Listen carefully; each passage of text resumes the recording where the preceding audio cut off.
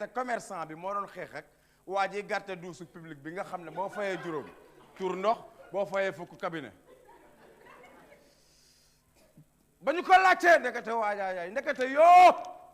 commerçant bi daa ñëw bëgg a dem cabinet pour fay fukk fekk fa waaja ñim ñëwee fekkul borom duusu public bi xaw a génn waaja dugg entre temps muy cabinet di pare borom duus bi ñëw toog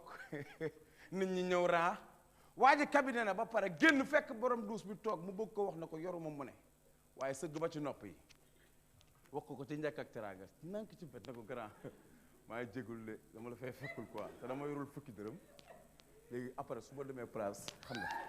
xam nga ci nekk quoi kenn déggul après baa ji na ko non ah yow rek yuuxu ko yow sama client nga sax jour nga ñëw fi cette fois